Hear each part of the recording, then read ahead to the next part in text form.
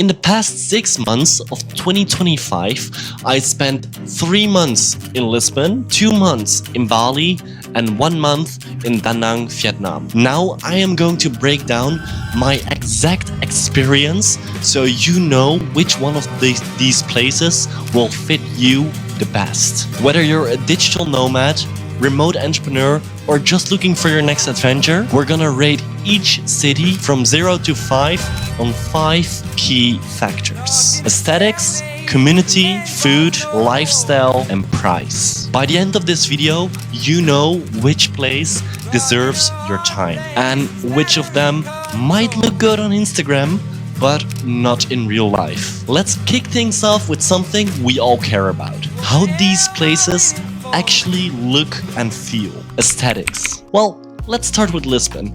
For me, it's an easy one. It's a 5 out of 5. It's a beautiful city full of charm and color. You've got these nice squares, the Miraduros, where you can catch a sunset that feels unreal. It's imperfectly perfect. Old buildings, cobblestone streets, hills that wreck your legs but are beautiful on the eye. Yeah, it's busy, not overcrowded like Amsterdam. If you want nature, you've got options.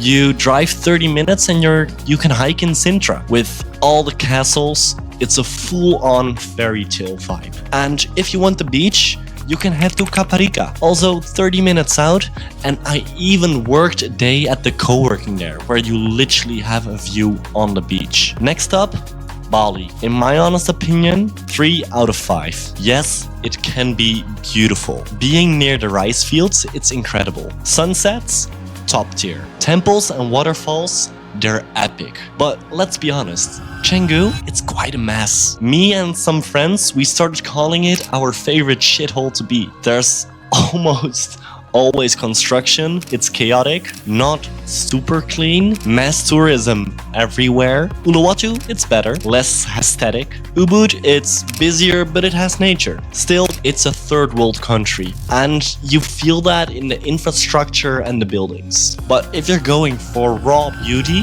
Bali got its moments. But they're still surrounded by a lot of, not bad. Da Nang, 3.5 out of 5. Visually, it's not Lisbon. It's a big city like Kuala Lumpur or Bangkok, but decently clean. And it's got this massive beach right next to it. You can literally finish work and walk on the beach. The nature nearby, it's quite solid. Some temples, some cool mountain views, and the sunsets, they're not that good. It's not packed, but it's not that either. Somewhere in the middle. Overall, it's not as charming as Lisbon and not as exotic as Bali, but it's holding its own. In my opinion, underrated by a lot of people. But if you're staying more than a few days, there's one thing that makes or breaks the experience: the people. Let's talk about community. Lisbon, 5 out of 5. Lisbon is the place if you want to meet people fast. There is always something happening. You've got the Founders Run Club,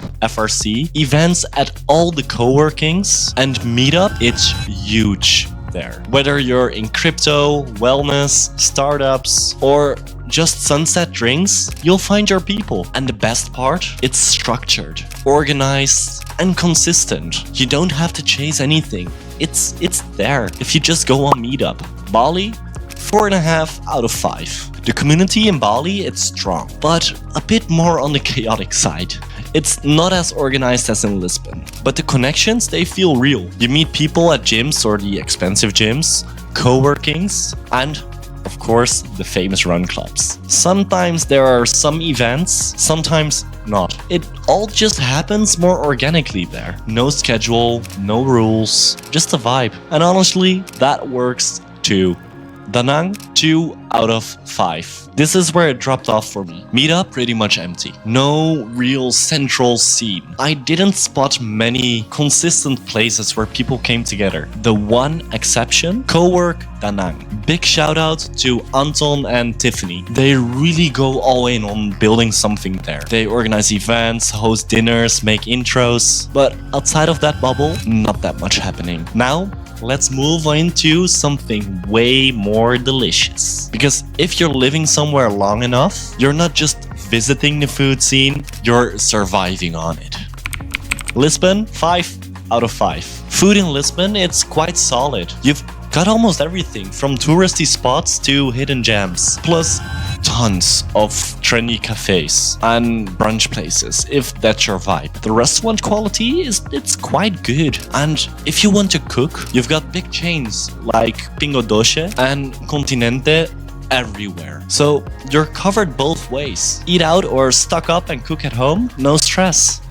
Bali, 4.5 out of 5. Honestly, the food options in Bali are next level. Places like Meat Emporium, where you pick your cut like it's a butcher shop and they grill it on the spot. Or Open House, where you can customize your own meal. Even Negrita for healthy food options. Or Warung Zika for a more local experience. The downside, the Bali belly, it's real. And the food quality, it's not always consistent. You've got to be careful where you eat. Supermarkets, there is Pepito, not that much else. If you like variety or cooking, your options are a bit more limited. Da Nang, 3.5 out of 5. Vietnamese food, it's fire. I had lobster there that blew me away. Banh mi, pho, and other local dishes. All super solid. You don't have to worry as much about food poisoning as in Bali, but the downside, less variety. If you're into healthy food or have specific diets, or just want more global flavors, Da Nang doesn't have as many options. And when it comes to groceries, I didn't find strong chains like in Lisbon or in Bali's Papito. On variety, take a note. Alright, let's zoom out for a second. Because beyond food and community, there's one thing that really defines your experience, and that's lifestyle. How it feels to wake up there, to walk the streets, to work, rest, and actually live there. Lisbon, 4 out of 5. Lisbon got that Mediterranean vibe. 70% of the year, great weather. Mild winters, hot summers, and plenty of sunny days in between. You're looking at it. Winter, December to February, 11 to 15 degrees. It's a bit wetter, but still sun here and there. Spring, March till May, 15 to 22 degrees, and everything is warming up nicely. Summer,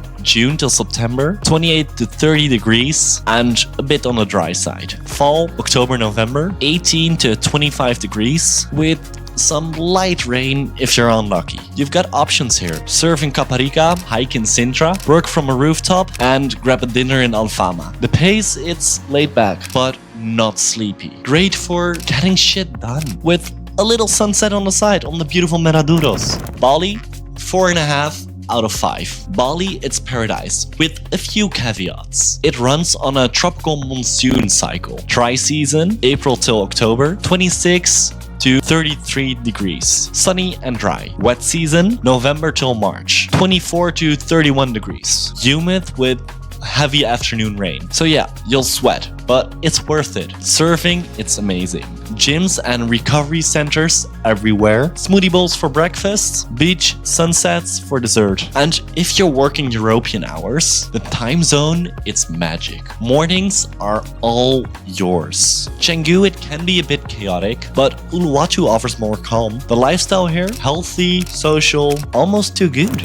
Da Nang, 4 out of 5. Da Nang, it's low-key. Big city meets beach town. Without the tourist overload of Bali or the buzz of Lisbon. Weather-wise, dry season from February to August, 25 to 35 degrees, warm and dry. Wet season, September till January, 20 to 28 degrees, heavy rain and especially in fall. You can surf, but the waves are not amazing. Hit natural trails and enjoy long walks on the beach. Between politely declining at least 47 massages offers every day. Plus, like Bali, it gives you the calm and quiet mornings. It's not as visually stunning as Lisbon, but life is easy, and especially if you like to play pool. Like, it's really big there. And finally, the one thing that most often decides it all: money. Let's get real on what life actually costs here. Lisbon, 3 out of 5. Lisbon, it's beautiful, but you'll pay for it. Expect to spend 2.5 to 3k a month to live there well, depending on the neighborhood and the setup. Food-wise, I cooked most of the time, but ate out 3 times a week. On average, meals cost 15 to 30 euros depending on where you eat. Adding co-workings, gym and public transport, that's quite good in Lisbon, and Bolt and Uber. It stacks up quickly. Great city, not cheap. Bali, 4 out of 5. Here, I didn't cook at all. It didn't make any sense time-wise. And honestly, I loved it. Outsourcing meals, laundry, even cleaning. It saves time and lets you focus. Expect to spend 1,500 to 3k a month. Housing ranges from 400 to 1,200, depending if you're in a guest house or a villa. Co-workings and gyms are everywhere. Meals cost between 5 euros and 20 euros, depending on the vibe, from ballrooms to high-end cafes. You've got a bit more wiggle room here. A lifestyle that feels premium for less. Da Nang, 5 out of 5. Cheapest place I've ever lived. You can live very comfortable from 800 to 2k a month. Gym, 30 euros a month. Meals, anywhere from 3 to 15 euros. Housing from 400 to 700 euros a month, even if you go fancy. And like Bali, you can rent a bike or use Gojek or Grab. It's like the Uber from Asia. It's really budget friendly without feeling you're sacrificing. If you want affordable freedom, Da Nang, it's hard to beat. Lisbon, it's perfect if you want community, culture, and a city that blends work and life effortlessly. But you'll pay for the privilege. Bali is for the freedom, health-focused, the dreamer who can handle a little chaos, for a lot of beauty and balance. And Da Nang, that's your no BS, high-value option. Underrated, affordable, and surprisingly chill. So wherever you're heading next, know your style, know your budget, and choose the place that actually fits you. I am Job Baltes, homeless with a laptop and Wi-Fi, traveling the world while building my business. If this helped you, hit subscribe, because there's lots of cool content coming from documenting this whole journey. Visionaries, as always, take action, and I see you later. Ciao.